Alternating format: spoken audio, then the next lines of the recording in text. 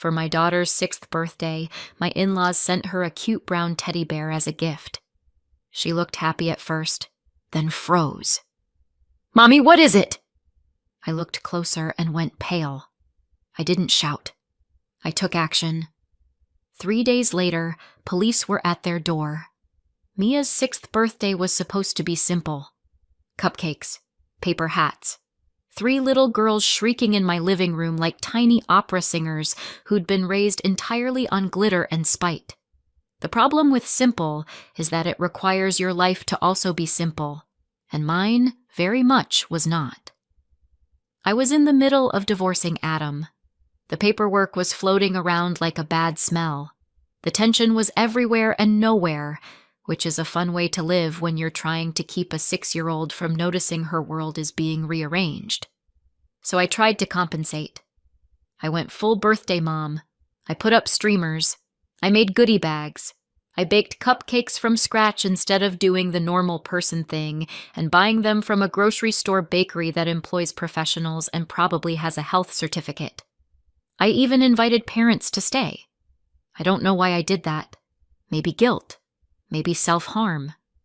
Maybe I wanted witnesses in case I snapped and started eating frosting directly out of the piping bag with my hands. I did. The witnesses were polite.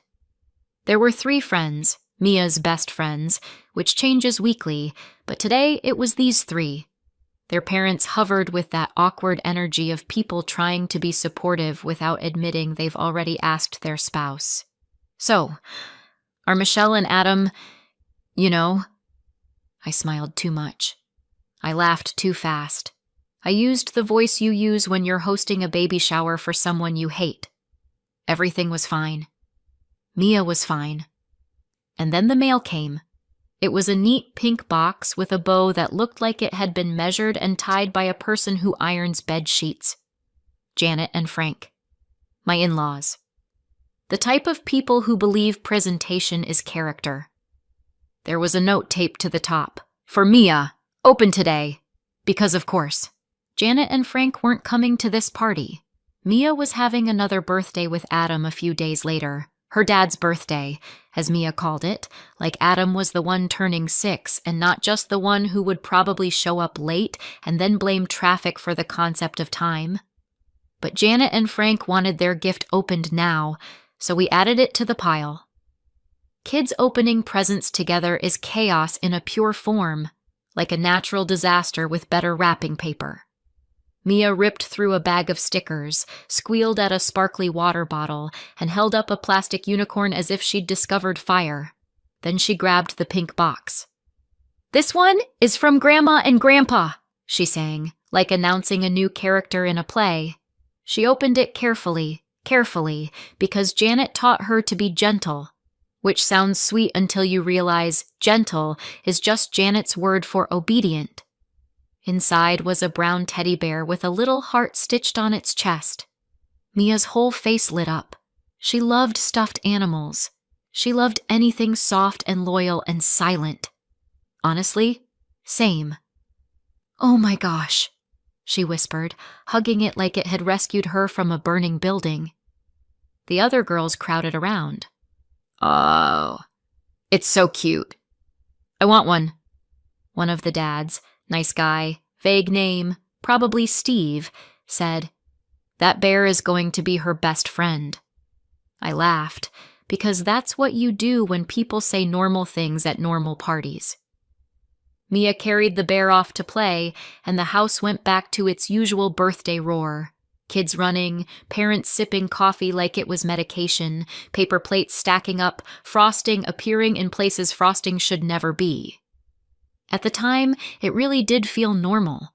Not peaceful, not calm, but normal. And that's the thing about normal. You don't realize it's the last time until it's already gone. About 20 minutes later, Mia appeared in the doorway of the living room, teddy bear in one arm, her little brow pinched the way it gets when she's trying to do math. "Mommy!" she called. I turned, still mid-smile, because I was performing "I'm fine" like it was my full-time job. She stepped closer. She wasn't crying. She wasn't upset. Just confused. Then she held up the teddy bear. There was a small opening near one of the seams, like a zipper hidden under fur. The kind you don't notice unless you're the kind of child who believes every object is a mystery waiting to be solved. "Mia, what did you—" She squeezed the bear's side and looked up at me. "Mommy," she said very quietly. "What is it?" Her voice did something to me, like a hand reaching inside my chest. I went still. I leaned in, and my skin went cold, because inside the bear, just barely visible through the opened seam, was something that definitely wasn't stuffing, something hard, something not meant for a child's toy. My stomach dropped so fast I felt it in my knees. My first instinct was to react the way my body wanted to react, to shout, to demand, to call Janet and Frank and ask them what kind of deranged little game they thought this was. But there were 3 little girls behind Mia. There were parents in my living room, there was a birthday cake with candles waiting to be lit, and there was Mia's face, looking at me like I was the final answer. So I swallowed it. I made my voice soft. "Oh," I said, like she'd just shown me a loose button. "Let me see it for a second, sweetheart." Mia hesitated. "Is it broken?" "No," I lied. "I just want to check something."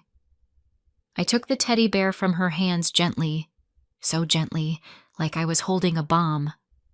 "Go play," I said. "I'll bring it right back." Mia nodded, because Mia is a good kid, because Mia trusts me, because Mia had no idea she'd just handed me the beginning of the end. I walked down the hallway without rushing, because rushing would have made the parents look up. And I didn't want questions. Not yet.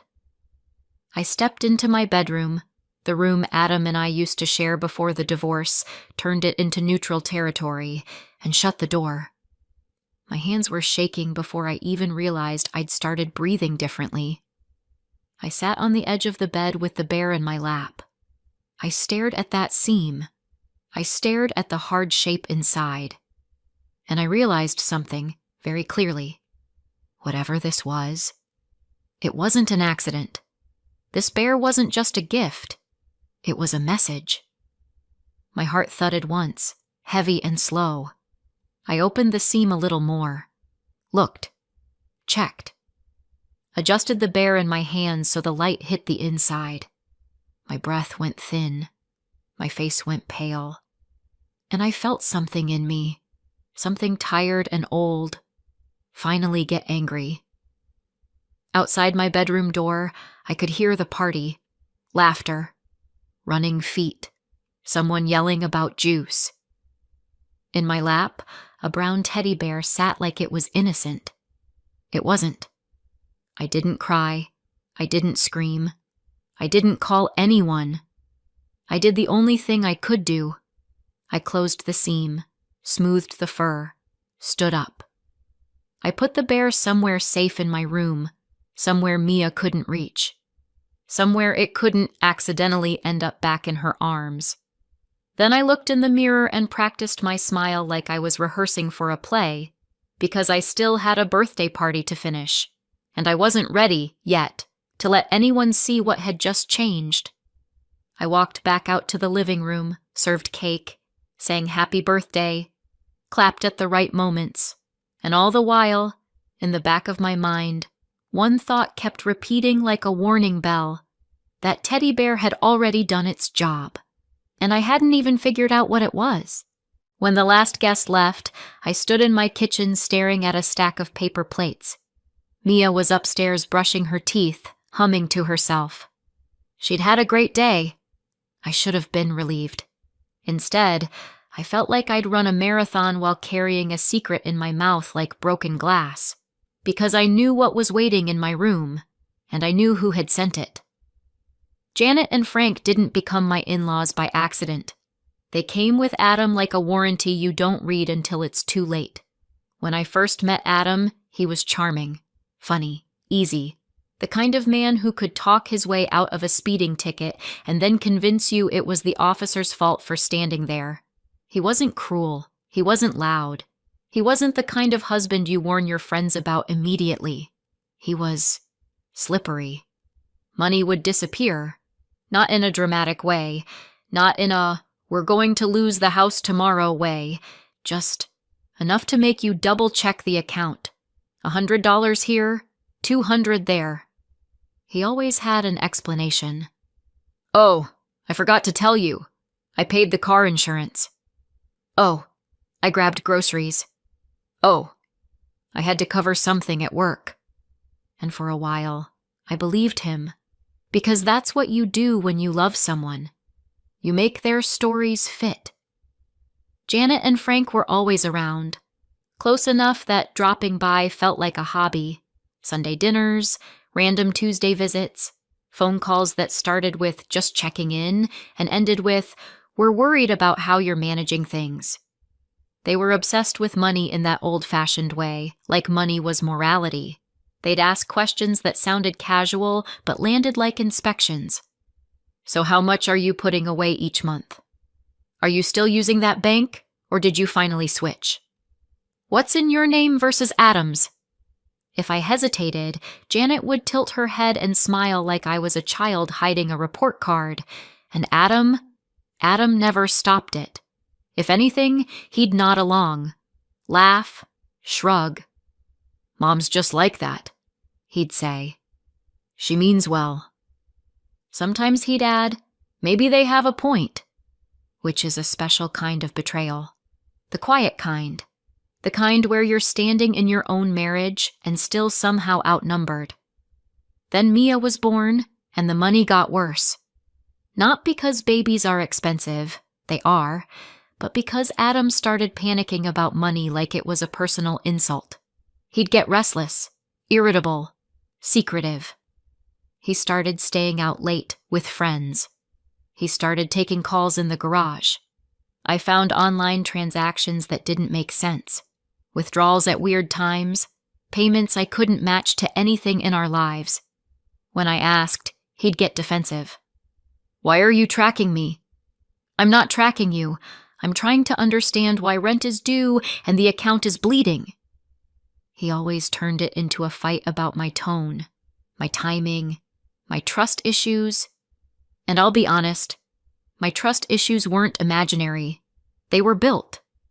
Slowly. Brick by brick. It took me longer than it should have to name it. Gambling. Not just a few bets with friends. Not just a game night.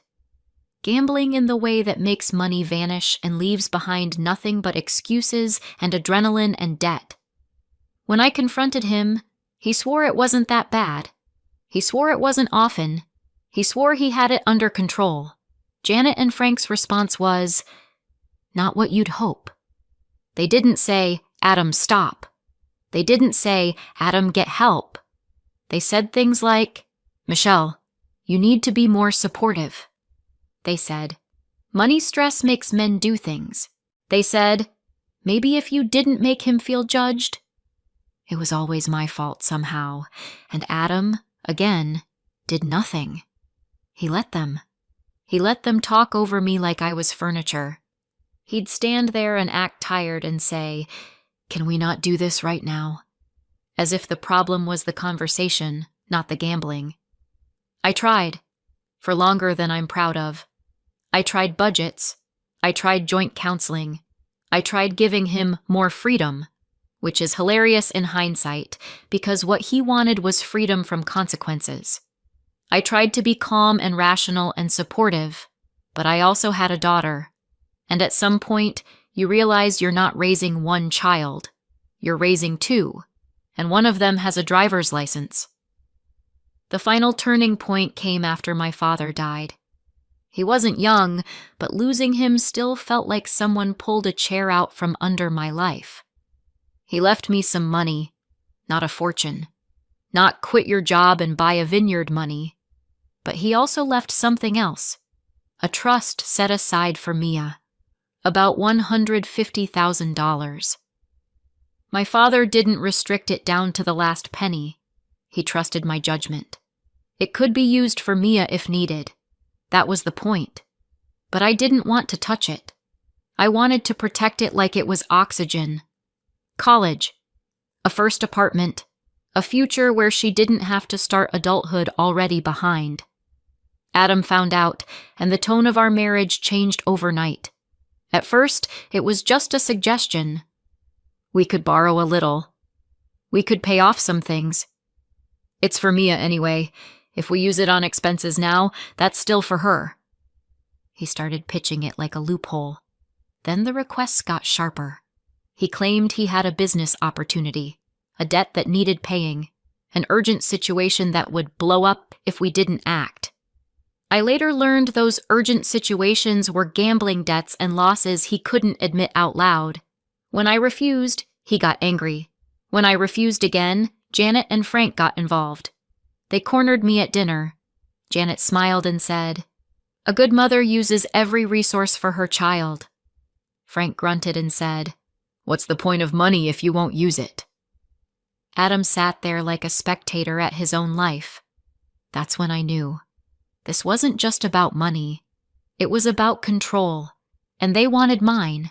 I filed for divorce. I didn't want to. Not really. I didn't grow up dreaming of joint custody schedules and split holidays.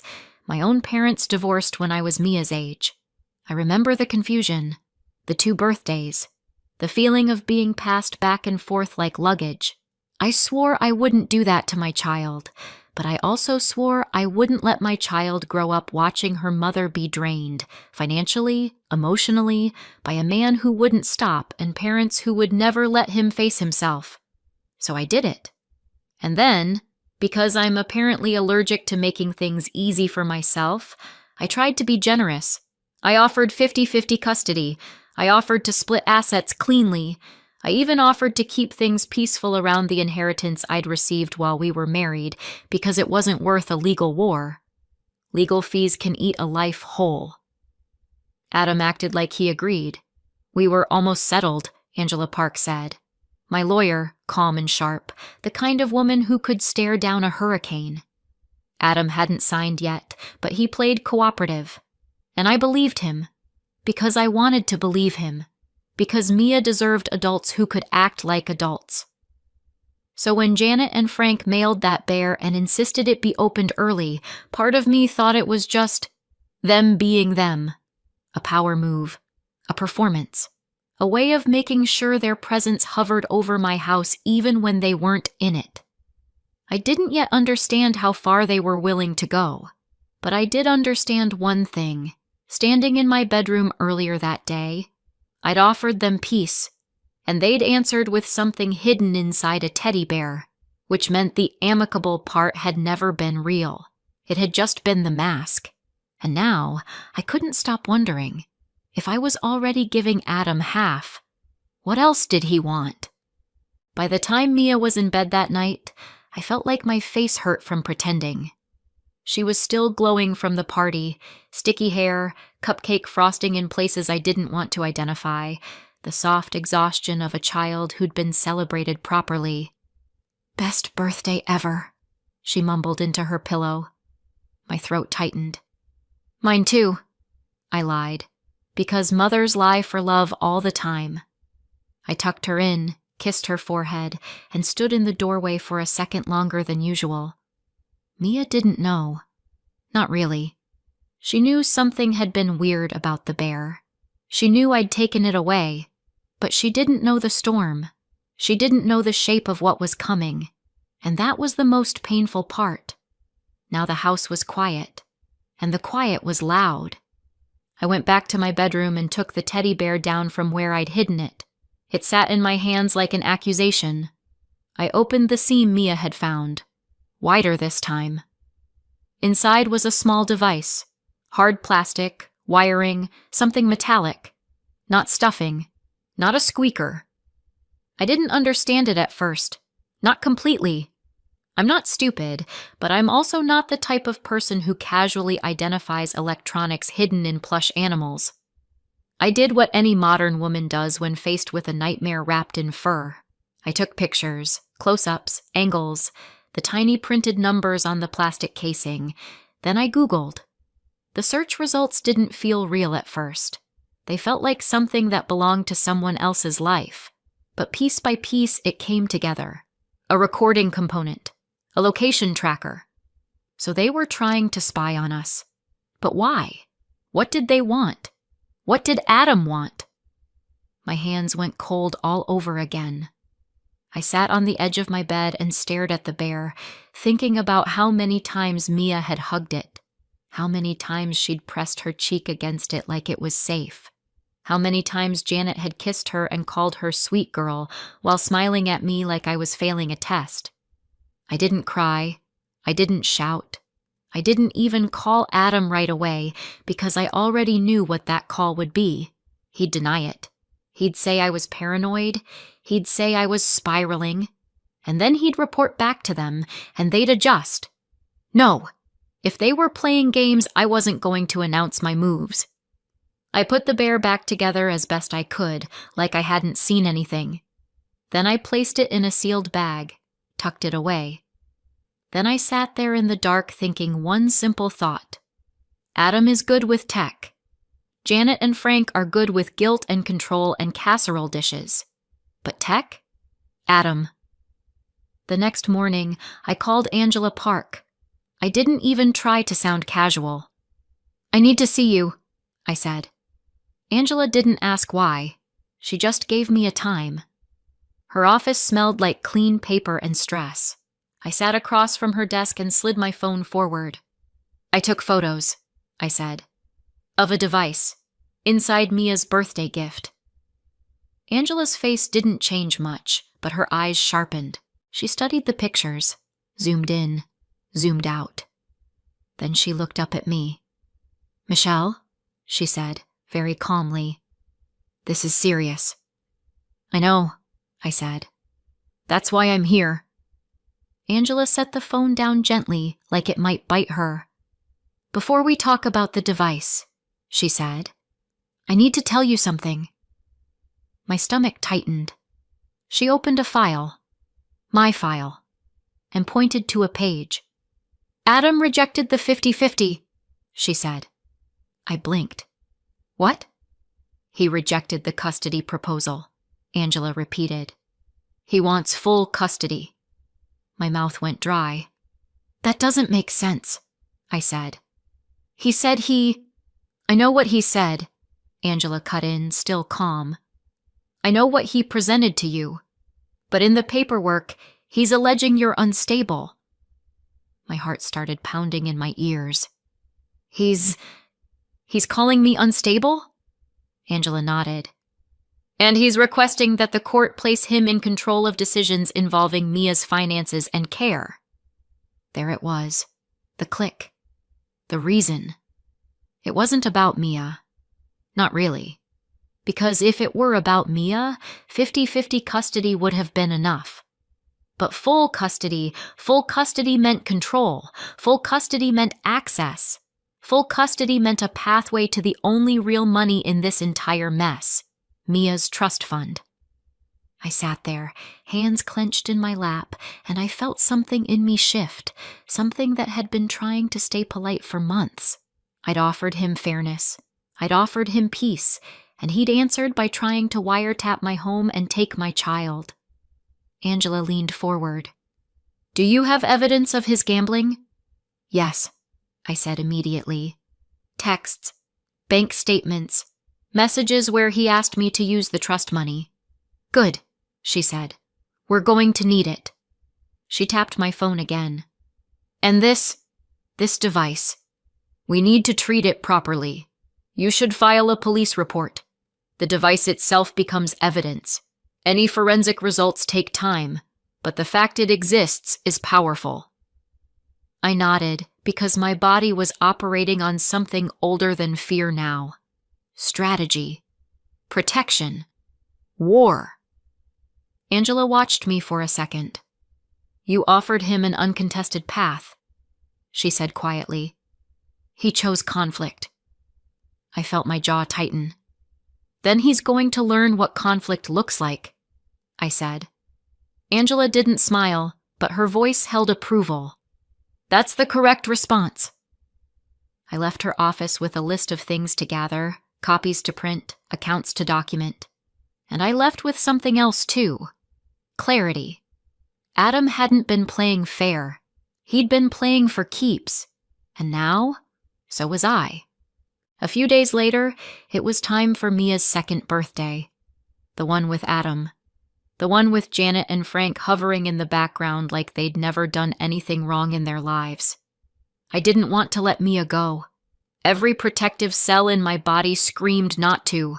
But I also knew how this would look if I stopped it without proof. If I suddenly became difficult. If I became the story they wanted. So I did what mothers do. I planned. That morning, I put a watch on Mia's wrist. It looked like a normal kid's watch. Bright, simple, the kind you'd buy because children can't tell time but love accessories. I crouched in front of her and kept my voice light. "If you feel scared," I said, brushing hair out of her face, "press this button." Mia looked down. "Why?" "Just in case," I said. "Sometimes grown-ups get mixed up.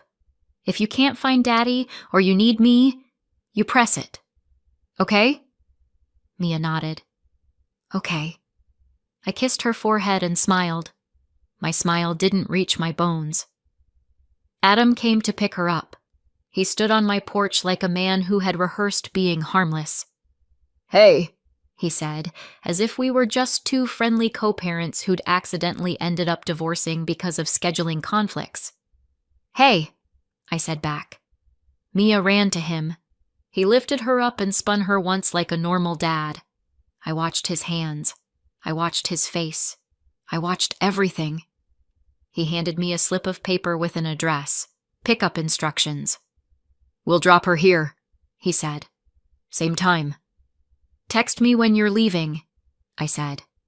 "Sure," Adam said easily. And then they were gone. The hours crawled. I tried to be normal. I cleaned. I did laundry. I stared at my phone too much. I checked the time. Checked it again. Then again, because anxiety is just your brain hitting refresh like it's going to load new information. When it was time to pick Mia up, I drove to the address Adam had given me. It was a building. Not a house. Not a backyard full of balloons. Not anything that screamed children's party. Just a place. I pulled into the lot and sat for a second looking around. No cars I recognized. No music. No kids. No decorations. No signs. Maybe it was inside. Maybe there was a back entrance. Maybe I was early. I got out and walked around, checked the address on my phone, looked at the doors, tried to find something that made it make sense. Nothing. I checked the time. I checked my messages. I called Adam. No answer. I called again. Nothing. I texted, "I'm here. Where are you?" No reply. At first, I blamed myself. Maybe I had the wrong building. Maybe I misread the number. Maybe I was on the wrong side. I walked the perimeter like a lost tourist. Then I tried to calm myself. Maybe they were late. Maybe they'd gotten stuck. Maybe they were 5 minutes away with Mia in the car singing happy birthday to herself. I waited. I scanned the street. I called again. Still nothing. And slowly, painfully, the rationalizations fell away, and fear stepped forward. Because when your child is missing, your body knows it before your mind allows the words. Then my phone buzzed. An alert. Not a message. Not a call. An SOS. My hands went numb. I opened it and saw the location ping. Mia. At Janet and Frank's house. My stomach dropped so hard I thought I might throw up. I didn't. I moved. I got in the car and drove. Fast but focused, because panic driving is how people end up dead, and I needed to stay alive long enough to get my child. As I drove, I called the police. "My daughter's 6, I said, voice tight, not dramatic, just factual. I received an SOS alert from her watch. I went to the pickup point I was given and she wasn't there. I can't reach her father. I have her GPS location. Please send someone to check." The dispatcher asked questions. I answered them. My voice sounded like someone else's, like I'd become a woman made of pure checklist. I gave the address. I kept driving. When I turned onto Janet and Frank's street 5 minutes later, I saw a patrol car already there. My heart seized with relief and fury all at once. I pulled up and ran to the door. Before I could knock, it opened, and Mia burst out like she'd been held underwater. She ran straight into my arms and wrapped herself around me so tight her little fingers hurt. I held her and breathed her in. Warm hair, shampoo, the smell of a child who should never be used as a weapon. "Mia," I whispered. "I'm here. I'm right here." She pulled back just enough to look at me, eyes wet and confused. "Grandma said you didn't come," she choked out.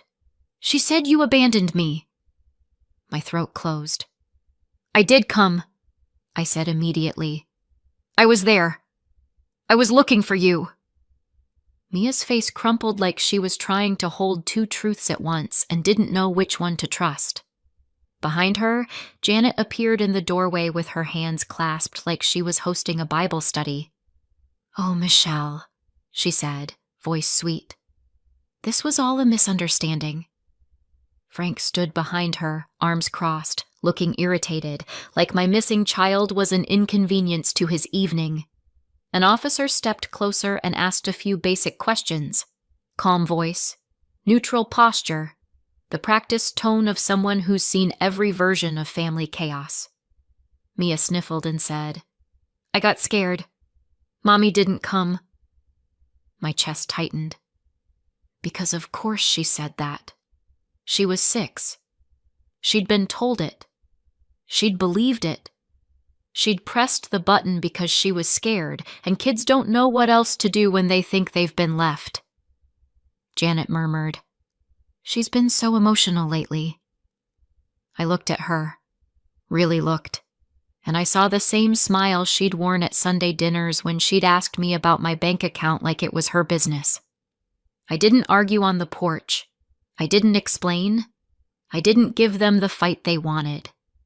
I lifted Mia into my arms and said, "We're going home." Janet opened her mouth like she was going to protest, but the officer's presence made her pause. Frank looked like he wanted to say something, but he didn't. Adam was nowhere in sight, which honestly felt like the most Adam thing possible. I buckled Mia into the car and drove home shaking with contained rage. Once we were inside, I made hot chocolate. Not because hot chocolate fixes trauma, but because it gives small hands something warm to hold, and sometimes that's the first step back to safety. I sat with Mia on the couch until her breathing slowed. "I didn't abandon you," I told her quietly. "Never." Mia nodded, exhausted. She leaned against me like a baby, even though she was 6 and determined to be big. Later, when she was asleep, I went to my room and opened the Watch app. I wasn't expecting much. A timestamp, a location log. But when I clicked the SOS event, there was an audio file attached. My fingers hovered over it for 1 second. Then I pressed play. At first it was muffled, fabric, movement, a child's breathing.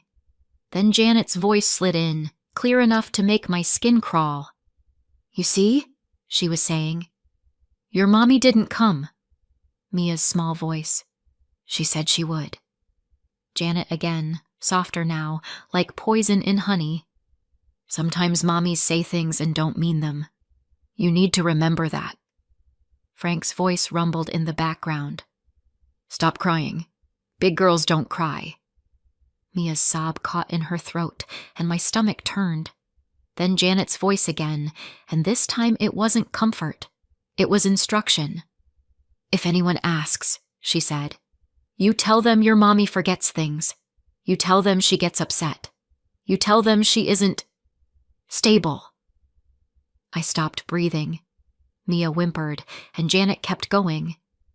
You don't have to like saying it, Janet murmured, but it's important. Daddy needs help. We need help. And your mommy, well, your mommy can't take care of you the way we can. The recording continued.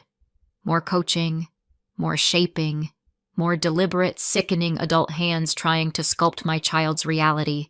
This wasn't a mistake. This was a plan. I saved the file, backed it up, sent it to Angela Park. Then I sat on the edge of my bed and stared into the dark, listening to the quiet house and thinking one cold, steady thought. They wanted proof. Now they'd given it to me, and they were going to regret every second of it. Months later, we had the hearing. By then, it wasn't one incident. It was a pattern. A teddy bear with a recorder and tracker inside it, sent by Janet and Frank, handled by Adam. A police report. A forensic result tying Adam to the device. And Mia's SOS recording. My 6-year-old's voice trembling while adults coached her like she was a witness they could rewrite. It wasn't, he said, she said, anymore. It was their voices, their choices, their fingerprints. The judge didn't need me to be dramatic. I didn't have to perform pain or prove I was the better parent in some inspirational speech. I just had to tell the truth and hand over the evidence. I got full custody. Adam got supervised visitation. On paper, it was structured. In reality, he barely used it. Every other week if he felt like it, sometimes less. Sometimes he'd cancel last minute, like fatherhood was an optional subscription. Janet and Frank disappeared from our lives completely. Mia didn't ask about them anymore. Not after that day. Not after the lies. Not after the feeling of being turned into a pawn and realizing it. Kids don't always have the words for betrayal. They just stop reaching for the people who did it. And financially, I could finally breathe. My salary stayed in my household. No more money vanishing. No more emergencies that always required my sacrifice. Mia's trust fund stayed untouched and invested. $150,000 sitting exactly where it belonged. In her future, not in someone else's appetite. Sometimes, late at night, I think about how close I came to playing nice right into a trap. And then I look at my daughter, safe, sleeping, steady, and I know I didn't go too far.